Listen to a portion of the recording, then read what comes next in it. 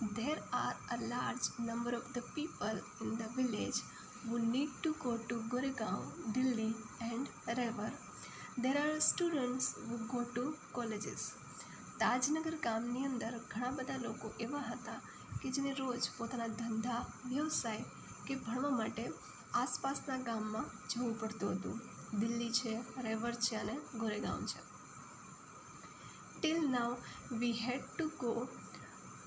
had to either go to Halimandi or Patli to catch a train.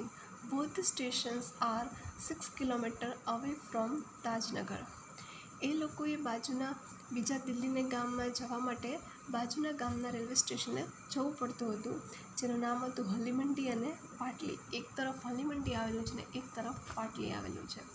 પણ આ બંને station જે છે એ તાજનગર કરતાં 6 કિલોમીટરના અંતરે આવેલા છે. એટલે કે રોજ એને 6 કિલોમીટર જવું પડે અને આવવું પડે. We thought when the railway line passed through the village we would have a station here, but that didn't happen.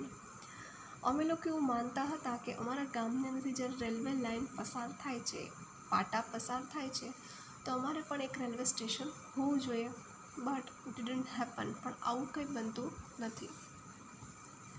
So we raised the demand in the 1982 and have been continuously asking for it. એટલા માટે અમે 1982થી માંગ શરૂ કરીએ છીએ railway station માટે અને continuously asking સતત અમે એને માંગ કરતા રહીએ છીએ. But the railway told us that they did not have funds. પણ રેલવેનું એવું કેવું છે કે એની પાસે પૂરતા પૈસા છે નહીં. So finally we decide to craft our own destiny, said Hukumchand, a member of the committee.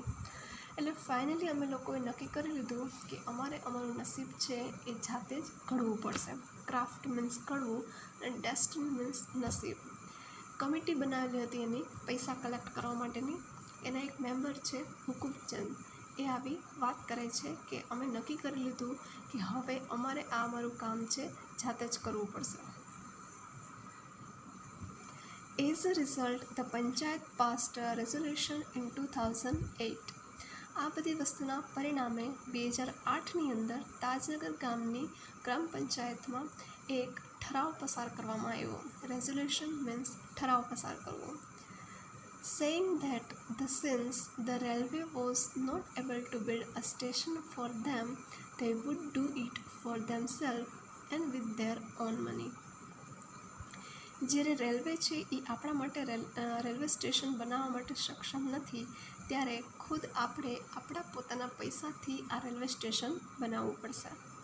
Soon an 11-member team was formed and the team started collecting money from the villagers.